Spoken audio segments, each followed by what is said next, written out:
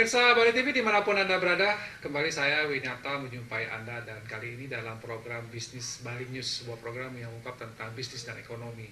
Nah, kali ini saya berkaitan dengan bisnis laundry, pencucian baju lah bahasa yang kita pahami. Tapi kalau istilah laundry sudah sangat dikenal. Saya akan wawancarai Ibu Kadek Ayu Windasari.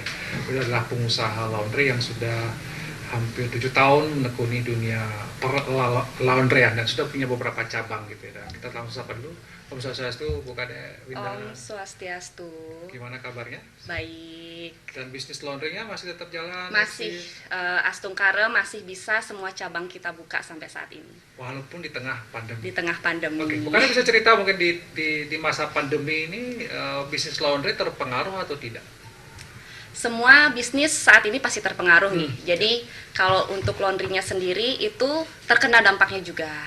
Jadi kami memang ada penurunan dari segi omset karena kami juga meladenin untuk laundry, villa dan hotel seperti itu.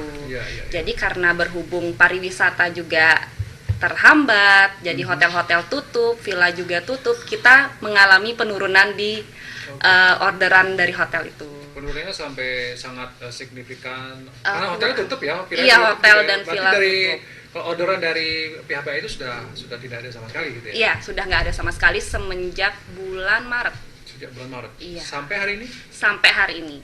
Tapi per minggu depan itu mulai buka sedikit-sedikit. Ya, walaupun sedikit-sedikit, villa-villa kecil atau guest house kecil itu dia hanya melayani untuk lokal tamu-tamu yang hanya ada di sini, bukan dari luar. Oke, tamu-tamu lokal ya, wisatawan lokal ya. Nah, bukanya itu nanti ya minggu depan kira-kira? Iya, kurang lebih apakah minggu itu depan. sudah ada orderan yang siap masuk atau baru akan buka hotelnya saja, kemudian kira-kira ini diperkirakan masuk juga orderan untuk? Sudah ada orderan masuk? Sudah ada orderan masuk, jadi tim kami kemarin juga sudah mengambil untuk linen ya, bahasanya itu untuk spray-spray yang akan digunakan untuk minggu depan sudah mulai kita kerjain. Sudah mulai kerjakan. Ya. Oke, selain dampak dari pariwisata, hotel yang tutup, ya villa-villa yang tutup, ada penurunan yang lain nggak yang mempengaruhi? Untuk customer yang biasanya rumah tangga, jadi kan kita memang melayani satuan, kiloan dan juga hotel. Nah, di situ untuk yang kiloan itu mengalami penurunan juga, karena kita pasarnya adalah anak-anak kuliah, lalu pekerja-pekerja swasta. Nah, di situ kan mereka sudah banyak yang tidak bekerja lagi, sudah dirumahkan, terus anak-anak tidak sekolah. Jadi omset kami dari sana penurunan yang sudah pasti. Sangat, ya, ada penurunan terdampak ya. Sampai berapa persen tadi?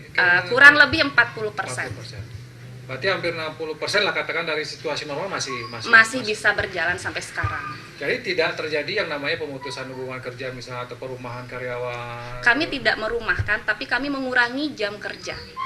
Oh iya.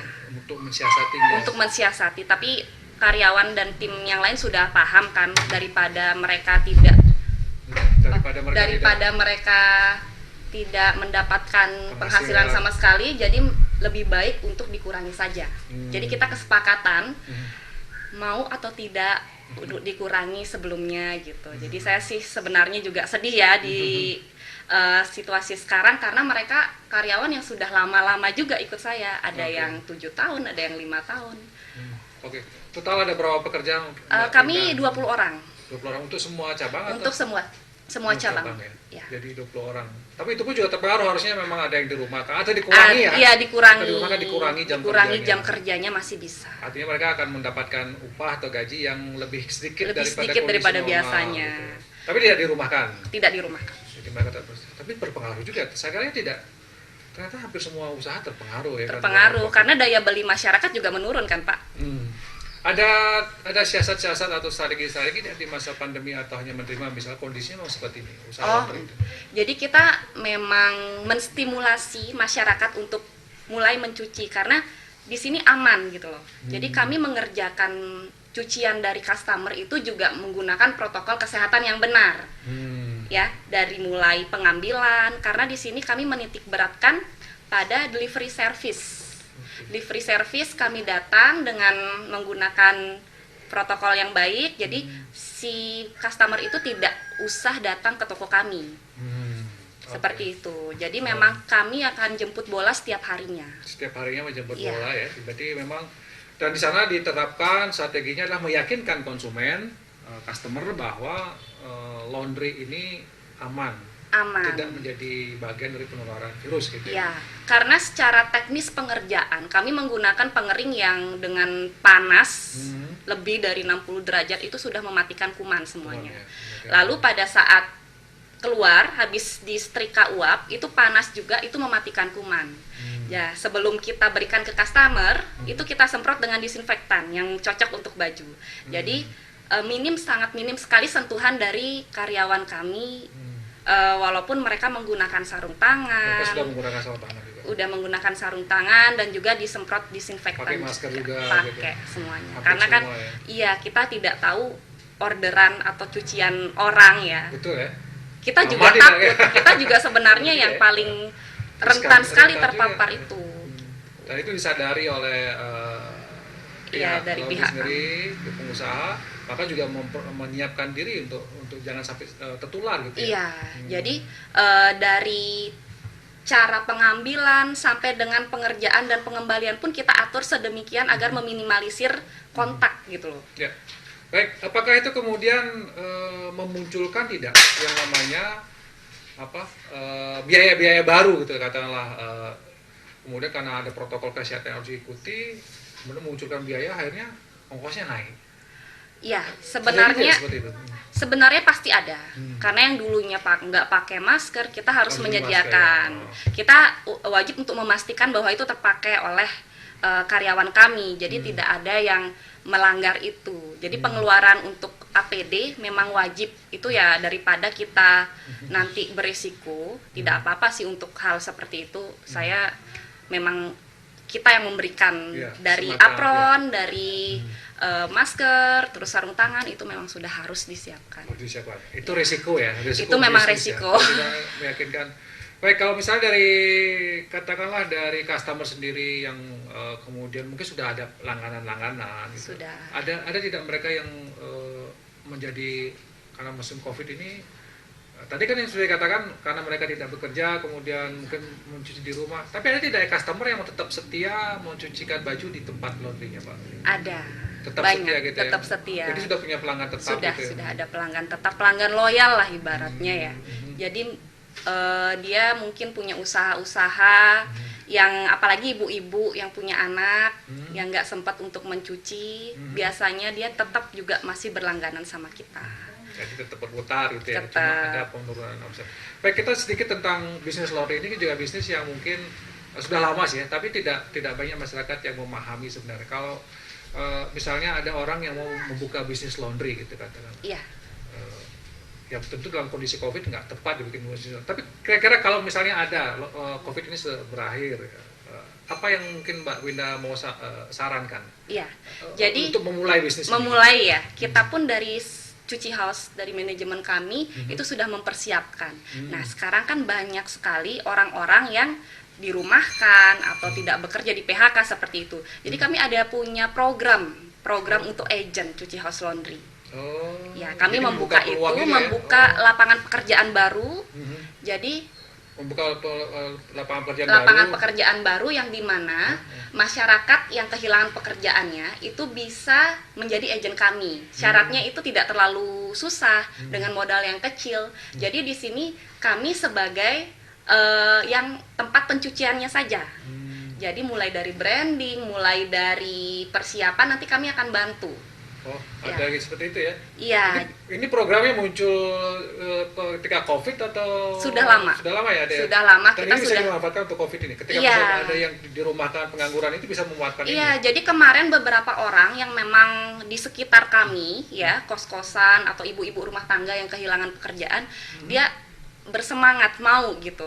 Jadi kita akan ngajarin, kita akan edukasi orang itu untuk bagaimana memulai bisnisnya kecil-kecilan, hanya bermodalkan timbangan dan juga papan nama atau terserah namanya dia bikin sendiri.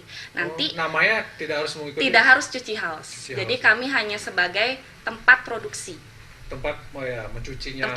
Produksi. Jadi bisa memanfaatkan rumah-rumah atau warung-warungnya yang ada di pinggir jalan. Misalnya, bisa nih nerima aja.